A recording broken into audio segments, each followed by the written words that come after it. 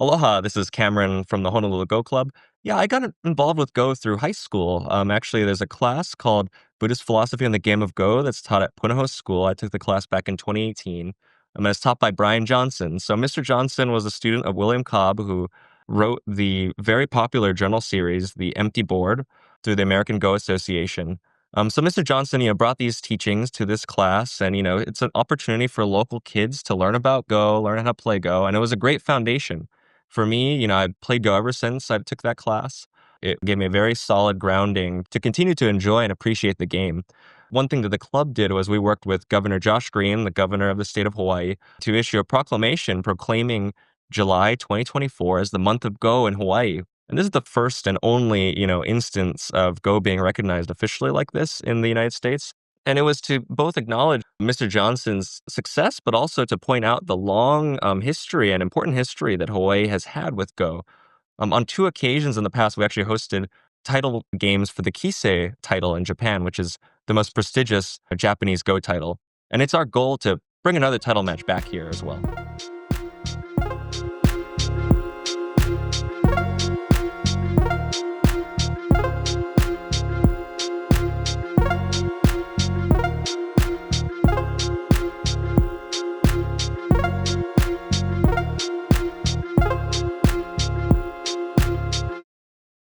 Our next interview is with somebody with whom I have wanted to talk to since the beginning of the show. And for various reasons, it wasn't able to happen.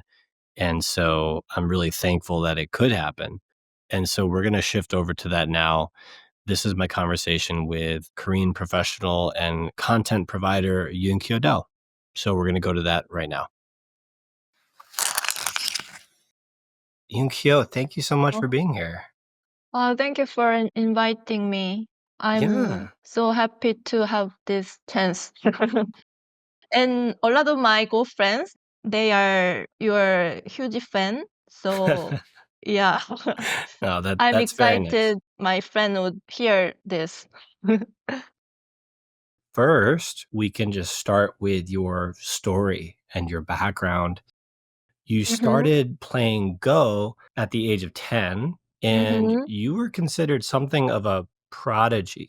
So you won the female amateur world championship around the age of 12. Maybe you can just tell us a little bit about how you were introduced to the game through your father.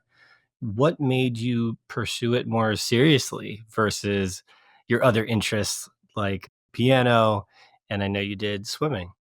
Yeah, Go was one of the things I tried to learn when I was young.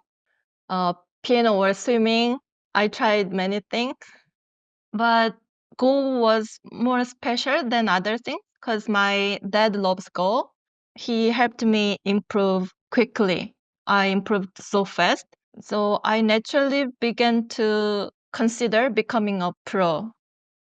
And were your siblings, you have 2 sisters, is that right? Yeah. I have two older sisters. And were they good at Go as well, or? Actually, my dad tried to teach them, so Yes. they knew how to play Go, but they stayed on beginner level. My dad loved that I was talented at Go. Yeah. Actually, in Korea, we have daughter, not son. We try to teach them because as a female player, it is so nice to be a professional. But as you know, the competition is so hard for male players. Yeah. Maybe we can go to the next question. You became a top Korean insei, which is a way of saying you were a top Go student or Baduk student, and you took the professional examination at a very young age, at least by Western standards, at the age of 13, but you were unsuccessful. And you decided at that point to shift your career focus away from Go and instead towards going to university. In an interview that you had back when you became professional later, you spoke about how your mom influenced you. Yeah. My mom is a typical Asian tiger mom. So she wanted me to graduate from a good university and have a stable job. But unlike my two older sisters, I pursued Go. So in my mom's perspective, I think it was a very uncertain path because for studying Go, I had to neglect my school work.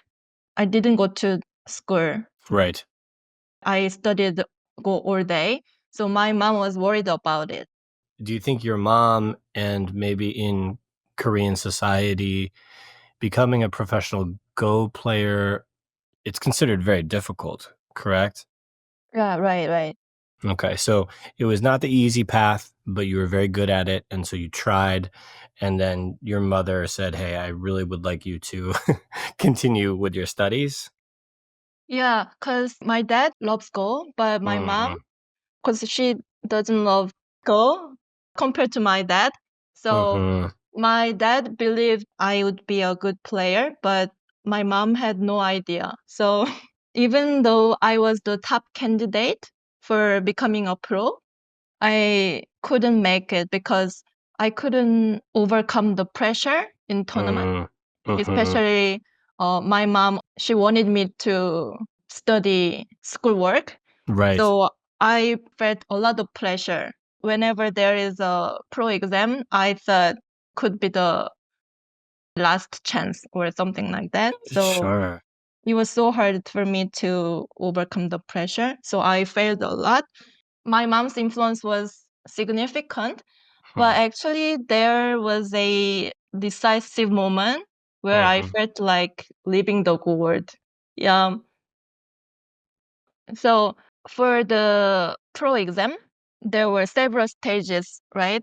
But mhm. the last stage was a round robin for the top 7 players. Okay. For the first game, I was gonna play against my closest friend. That morning, I tried to say hello to her, Oh, jeez. but she didn't even meet my eyes. Of course. Yeah, she's focused, you're Oh, focused. Yeah. yeah. But I was so surprised and Of I was course. so disappointed. So I ended up losing the game. So after the game, I didn't like the situation where I had to compete with my closest friend and Mm, I couldn't even say hello to her. Yeah, I wanted to leave that behind. mm. But when I look back, I think I was just young. Yeah. It makes me think about how difficult these high pressure situations must be for a teenager. You're 13 years old, even if you're Right. the best player. Do you think your experience taking that pro exam as a teenager, did it help you? Or do you think it made it more difficult when you tried again later in your early 30s to take the pro exam and then you passed the pro exam? Actually, my experience taking the pro exam as a child, it remained only as a memory of failure. Hmm. So I think it didn't help me much. I almost forgot everything. I mean, psychologically, I didn't know Hmm. how to deal with the pressure. So in my second challenge to become a professional, I realized many things I Hmm. could never have understood as a child. Of course. Only after I realized that I was able to become a pro. Yeah, for example, I learned humility and intensity. I had to be very disciplined. Like I said, when I was young, I was weak mentally. I was very emotional. And Yunkyo, was that something that you think was difficult for everyone when they were teenagers? So when you were the top student, do you think it all came naturally to you and that's why you were so good?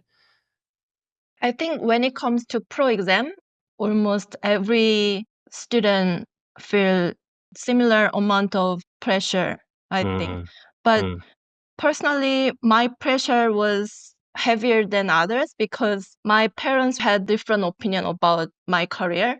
So at that time, I envied my friends because their parents had the same idea and they supported together. Right. So it would feel much better if you thought both of my parents think I should be doing this. Yeah, it's like you can try, and if you fail, like that's okay. You can try again. But instead, it Yeah, was you need to pass this. One of your parents doesn't support it quite as much, and yeah, your father does support it, and so you're feeling this extra pressure. yeah. I think when I played the pro exam, unlike other tournament, I felt extremely heavier pressure. Yeah, So sure. I think I forgot how to play Go. Of I course. just focused on the outcome instead of the process. So I Yes. just thought, I should win. I would be able to win. I didn't focus on its moves, I think. After you took the professional exam as a teenager, it didn't go the way you wanted. So, what made you decide to return to the world of Go after doing that job? After quitting Go and changing my career, I got a job at financial company. There Mhm. was a well-paid, stable job, which my mom wanted me to be, but it wasn't the life I wanted. The hardest part was I had to be at the office from 8 to 7. Yeah, physically, it was so hard for Mm. me. And I didn't like the feeling of working as a small part of the company. And I knew that I could be replaced easily Hmm. by someone. So I felt like I was trading my time for money. But even though I didn't like the job, it was not easy for me to quit it immediately. But unlike my coworkers, there were many coworkers hated the job. But for me, I had the word of go to return. So I found an opportunity to work as a broadcaster for Go programs. So that's how I returned to the Go world after 15 years. Did you maintain or did you keep those connections with people in the Go community when you were working at the finance job so that you could find out about this broadcasting opportunity? Or had you not had connections or not been staying in touch with Oh, people for a long time? I stayed in touch with the Mm, people there in Baduk TV because before I start the financial company job, I had a chance to have an interview doing the to be a broadcasting, broadcaster. Yeah, right? and actually I did it several times, Uh-huh. but at the time, I have to talk about my mom again. Sure. At the at the time, my mom was not comfortable me doing that job because it's not stable, you know? So, Mm. yeah, So doing the broadcasting also not considered very stable? exactly. So, at that time, I had no many experience after graduation. Hmm, So, at that time, I tried to do a broadcasting job and I applied the company and I got to work for the financial company. So, mhm, right. yeah, I switched the career. Okay, got it. So you went to the finance job, you had done some interviews before and done some broadcasting before it, but then you quit your job with the finance Mm-hmm. company and you went back to Baduk TV, which is the Mm-hmm. big Go channel in Korea, and you were a broadcaster, or I would call it a commentator, there from 2014 to 2018, I believe. Would you ever go back to doing Go broadcasting again? Oh, the job was incredibly fun. I think I was lucky to be able to do that because if I broadcast top player's game, that means I could enjoy the game and get paid for it. Right. That is nice, right? Very nice.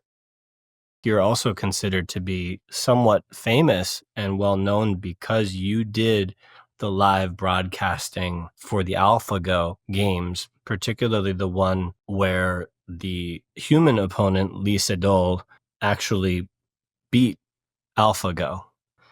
Can you take us just through that? Like, what was it like? What were some of the key moments? And how did you feel as that game developed? To talk about this, I think I should explain the background at that time. Please. Yeah, it was in March 2016. At the time, I was training to become a pro. At the time, I had taken a break from broadcasting to prepare the Go Pro exam. So when there was AlphaGo and Isidore match, I was able to do a broadcast on TV Joseon. TV Joseon is not originally focused on Go. They decided to cover the AlphaGo match late. So when they decided to cover the match, the regular commentators were busy with other channels. Sure. Oh, interesting. So yeah, so that's how I got the opportunity to step in because at the time I was free. Got it. Yeah, the reason I'm explaining this is that the format of the show I did was a bit different from traditional Go broadcast because the channel is not for Go. So for the first time in my life, I sat in the anchor's seat. Yeah. Wow. Yeah, and Yeah, I yeah, yeah. remember Mhm. it's like it was you and there was a male. There was Mhm. also a male anchor, and then you Mhm. guys had the board in between you, correct? Yeah, yeah, yeah. So that was so new to me. I sat there and I had the opportunity to write my own closing remarks. That was so fun. Cool. Wow. Yeah. So at the end of each broadcast, I mean the AlphaGo match, I tried to deliver a meaningful, beautiful message. So when Isidore won the first game, when I read the message, I burst into tears. So Yes. it became a big issue later. Bad issue or good issue? I mean, the fact that someone cried in the live broadcast. Doesn't that just mean that this was like such an important moment, right? Like in Go history, that you Mhm. had those feelings that you were crying? At the time, it was totally allowed to cry. Okay. I see. I see. Okay. And Got it. and many people said, I cried together. They Yes. they told Wow. me like that. Oh my And gosh. Wow. so after the broadcast, the channel became so popular because someone cried. Wow. Yeah, I remember at the time the channel became the number one view at that time. For In like that day or that week, it was like the most popular channel. Yeah, I mean there was another game after Mm. the first game, right? The last day it was picked at the top because of the issue. Someone cried. That's so crazy. Yeah, my message was like this. Isidore said, I will play Go that preserves romance. Is this the right English? I think I can understand what it's getting at, but it's still unclear to me. In Mm. Korean, the word is 낭만. 낭만, if I translate it directly, it can be romance, but Mm. sounds a bit, I'm not sure. It makes a lot of sense. It's not the exact word translation, but Mm, it makes sense mm, because there is, in a way, for a lot of sports or games, I think a lot of players feel that sense of, like you said, not quite romance, but this human aspect of it. Yeah. Interesting. So yeah, before Isidore played the first game, he already lost 3 games, right? So Right. in interview, he said, "How would you play the fourth game and fifth game?" And then he said, "I play Go that preserves romance." So I said Isidore said this way, "I'm proud that he's Korean."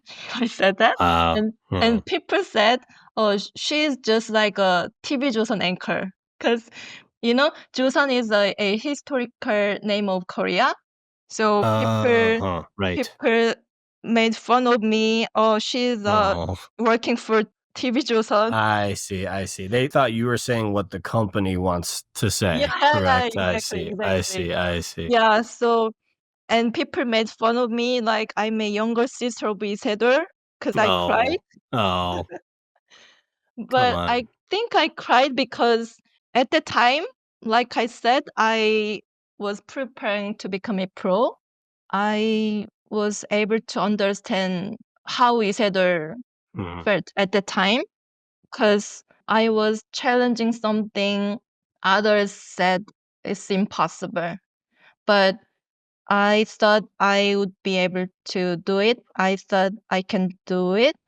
So yeah, so that's why I cried because I also believed that he could do it.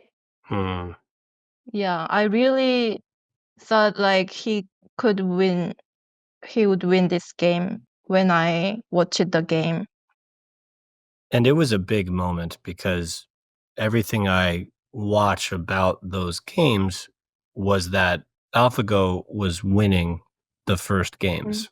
And Yeah, so each time Lisa Dole was becoming increasingly discouraged, as was most of the Go world, right, that was watching, were becoming yeah, kind of discouraged. And then that game where he wins, I mean, I can't imagine what it must have felt like during the match. yeah, Yeah, it yeah. must have been incredible. So when Isidore lost the first and second games, we couldn't believe it Mm, because it was so unrealistic. But mhm. when he lost the third game as well, it felt like the world was ending. Wow. Yeah, like the universe I had believed in was being denied. Did it make you change your thinking about becoming a professional player? I think it didn't matter to me. Yeah, because I just got shocked. It happened all of a sudden, so I think I didn't have chance to think about the game differently. At the same time, you were preparing for your professional examination again, correct? Mm-hmm. Can you tell us a little bit more about what that preparation was like to start trying to study for the professional exam? You were already very well known in Korea, and so I'm sure the pressure of succeeding was high.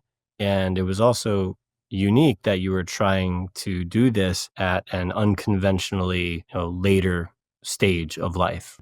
What was that experience like training for the professional exam in your sort of late 20s, early 30s?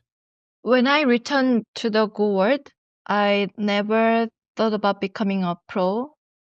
But one day, I visited one of the biggest dojos in Korea, and I played against a girl who was preparing for the pro exam. Okay. That's when I thought there might be a chance for me still. Because I thought I lost the game, but I thought I could beat her. And since childhood, my identity in the Go world had always been that of a player. Right. So deciding to compete again was a difficult choice, but it took 4 years to become a pro after that.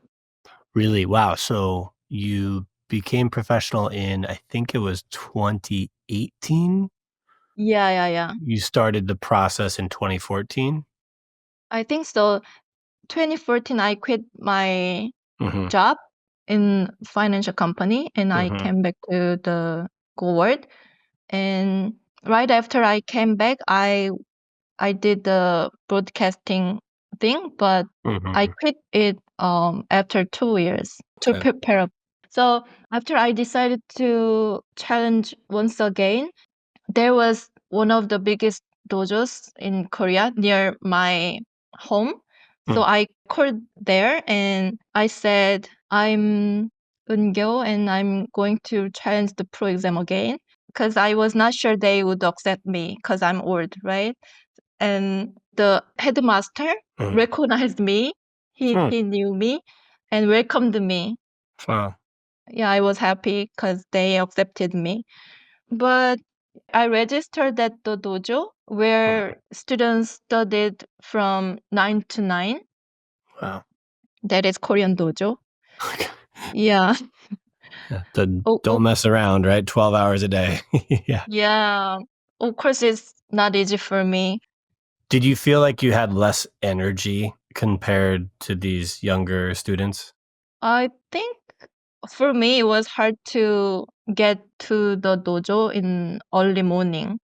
The hardest part was I had to compete against teenagers, and to them, I was very old. Sure. They called me emo, which means mom's sister. Oh, gosh. Hopefully that's a Yeah. nice name, not a mean name. Oh, they made Fun. fun of me. I see. Yeah, Okay. yeah. Okay. But Uh, those were the friendlier group. okay. But some students, they just ignored me. I see. Yeah, for example, when we have a review, of course Yes. I lost, then usually the person who lost tried to say something, right, after the game. Mm, That is how we review. okay. But when I was trying to say something, they just look at the game next to them. Hmm. Yeah, instead of Interesting. listening to me. Yeah. So it's like you think it's almost like they had less respect for you Mhm. because of you were not the same age as they were or something. Yeah, I Interesting. was old. I was weaker than them. Yeah. Well, you weren't weaker because you passed the professional exam and they didn't, or maybe some of them did also pass the professional Yeah. exam, but And besides the psychological thing, I Mhm. lost a lot. I lost a massive number of games, but I had never experienced this before as a child Ah, because I was very good at this game when I was young. Looking back, I think I needed more time to get better at this game again, but I had been impatient, mm, expecting quick outcomes. So it made things harder. And the people around me, including my parents, they were worried about me, of course. They saw my attempt as a hopeless challenge. interesting. Mm. Yeah. And the teacher at dojo, they were the same age as me. Wow, that must have been, we say in English, surreal. It must have been like, this is so strange, right? To be the Yeah, same age. awkward, Mhm. awkward situation for everybody. Sure. But you did it, which is incredible. Yeah, thank you. And people saw me as a greedy person, right? Because I Why? graduated a nice university and I had a chance Ah, to okay. work for a finance company. And why she came back? Why? Interesting. What is she doing here? So some people tried to discourage me because they thought I'm not taking Go seriously. Right. You already have your degree. So Mm-hmm. you're just doing this as a not serious thing. And if you don't pass, it's fine because you have your degree and you can go find another job, something like this. Yeah, but Mm. I was so sad because I was not like that. I was desperate, but they didn't think like that. So it was another obstacle to me. Maybe now we can talk a little bit about you becoming a professional. That happened back in 2018. And so now you have been on this path as a Korean professional for about 7 years now. Mhm. How has it compared to your expectations from the beginning compared to where you are now? Now that I become a professional player, I finally feel like I'm being my true self. Mm, I'm happy. It's like wearing clothes that fit me perfectly. Yeah, comfortable and natural. And especially I feel proud when I see myself as a fellow player. The friends I studied when I was young together, they are now nine dan professionals. mm. Yeah, it took me 15 years to return, but knowing that I'm exactly where I belong, it means a lot to me. And now I'm currently playing Go under my own name. When I worked for company, my name disappeared, Hmm. but now I can play Go under my own name and I can run my YouTube channel with my name and I can share my knowledge with others. Yeah, I like what I'm doing now. I'm happy. That's great. And I know just as one of your listeners and audience members, it's been wonderful to have you. So thank you. Can you Thank tell you. us a little bit about something you said earlier in our conversation about being a female Mm-hmm. professional Go player? What does it mean for you to be a female in a very male dominated field? And how has that changed for you over time? Since Go is a male dominated game, like you said, I actually see it as a blessing to be a female player because we have more opportunities. We can participate in women's tournament, but there is no limitation to participate open tournament. So if I'm strong, then I have more opportunity. Sure. Yeah, and for Go, I can compete with men without handicap. Unlike other physical sports, Hmm. that is, I think, awesome. That is so cool.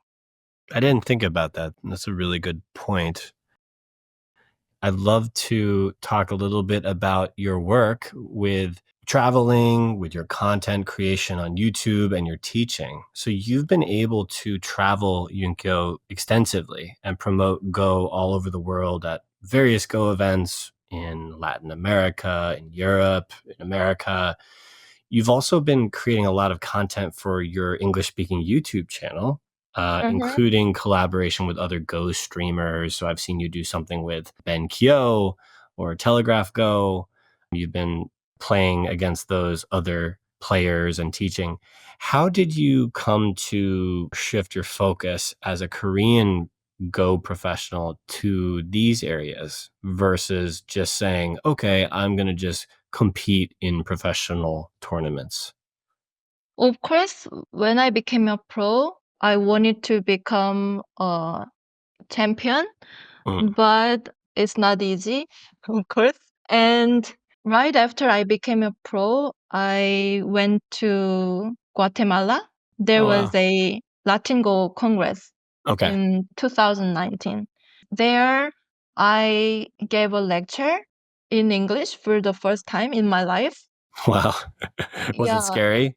yeah. At that time, I think I couldn't speak English. Wow. It must have been terrifying. So it's so Yeah, scary. yeah. But after the lecture, the topic was what has changed in Joseki after AlphaGo. That was the topic.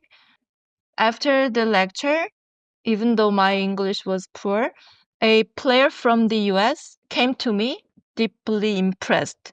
That is something I cannot experience in Korea. I realized that in Western culture, Go is seen more as an academic pursuit rather than just a game of winning and losing like it is in Korea. So I think at the time I started having a passion for teaching Go in English. And so you did that and you started focusing on helping Go players and helping spread Go in the West. As you've been doing this now for, I think, since 2019 at least, how do you view the potential for the game of Go to become more popular? Like, what do you think are the biggest roadblocks? I think it's similar to everywhere. The entry barrier is high. People can learn how to play Go, but it's hard for them to stay here. It's hard to become enjoying this game. So I think, yeah, it's too difficult for beginners.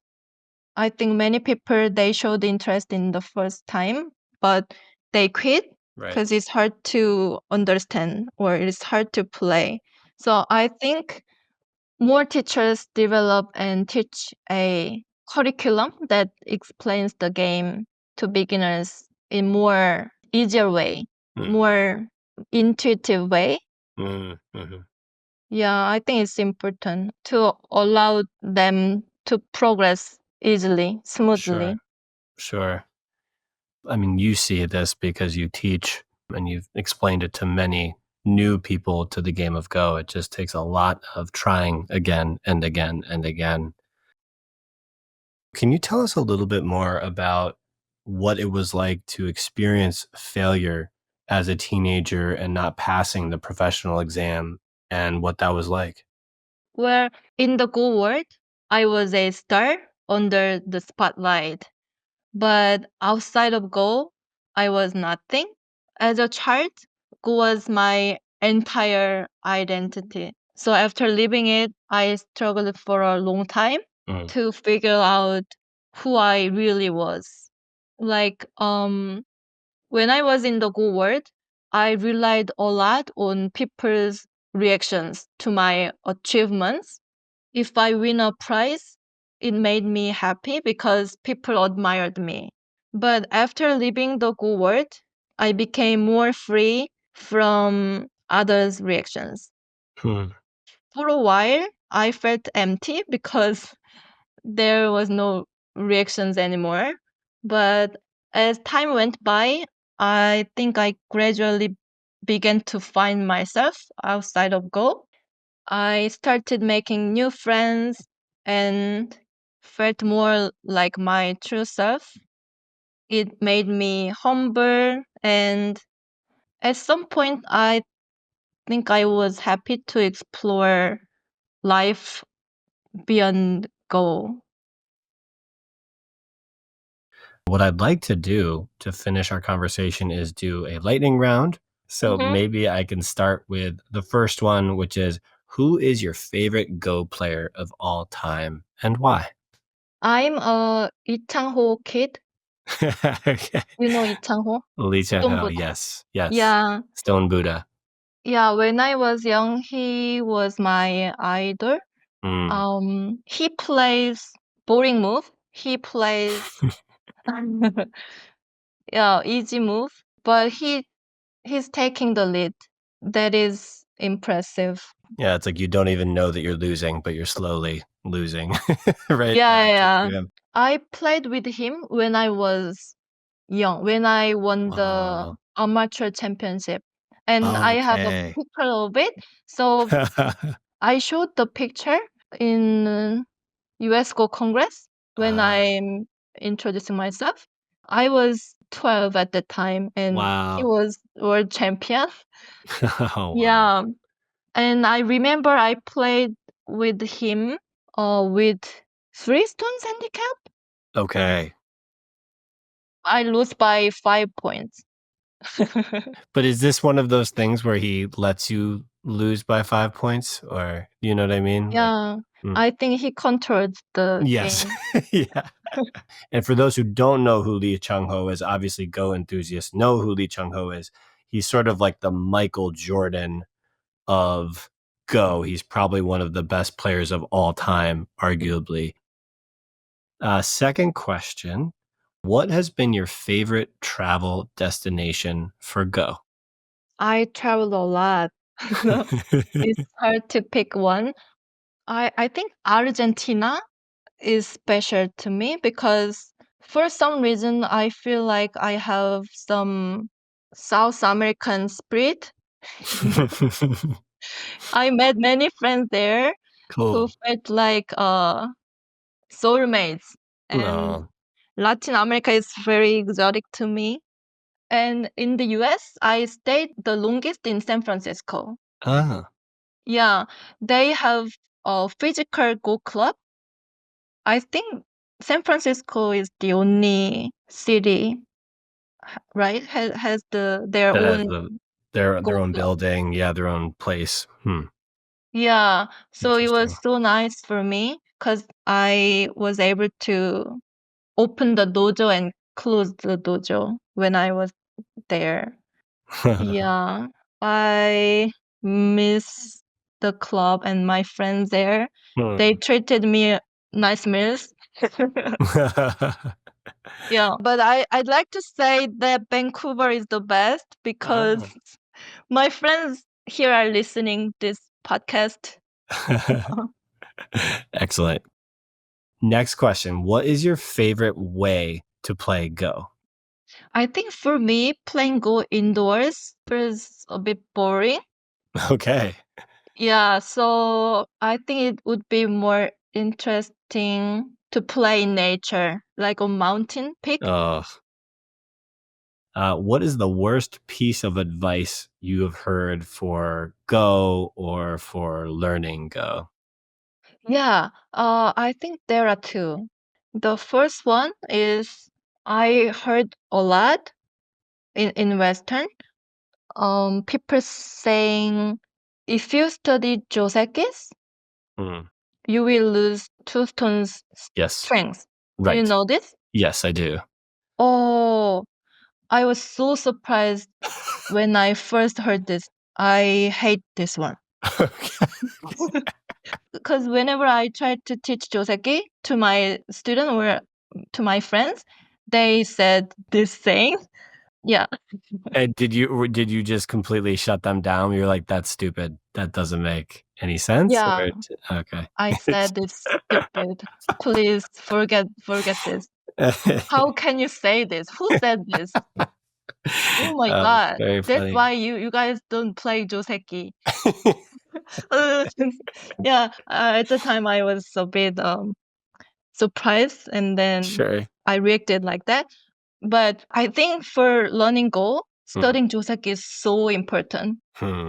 I think this could be the most important thing for Interesting. learning Go. Yeah. Okay, well, I will take that to heart to definitely learn more on my Joseki. So, Yunkyo, thank you so much for your Mhm. time. And before we go, is there anything else that you wanted to tell our listeners? First of all, thank you everybody to support me, and I'd like to thank you for your podcast as well, because I like your podcast a lot because you are approaching the game from various ways, like artistic, philosophical, psychological, that aligns with what I love about this game, what I want to share about this game. And I had a great time today. I've been hesitant to share my story because my Go journey hasn't always been easy, but I'm really happy to have had this chance. Thank you so much for having me. Thank you.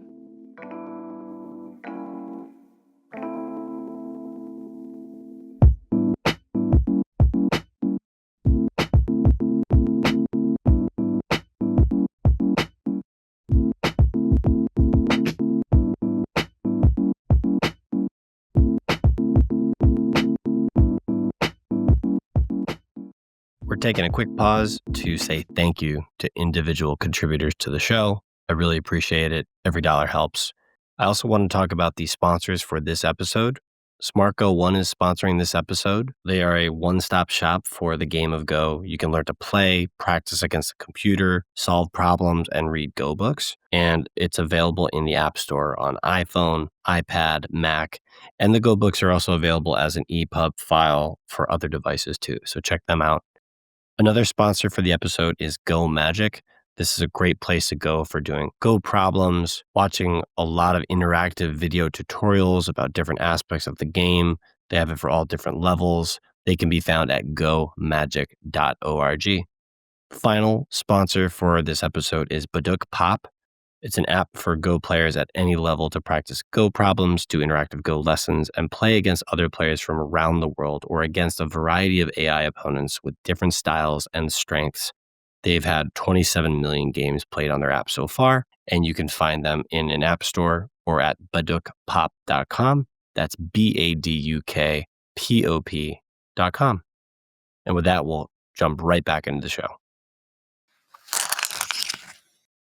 Next up, I asked TelegraphGo a very simple question, which is, who's your favorite professional player and why? And he delved into a player who was really interesting because TelegraphGo contextualized how this player has lived through the pre and post AI revolution in the game. So we'll go to that conversation now.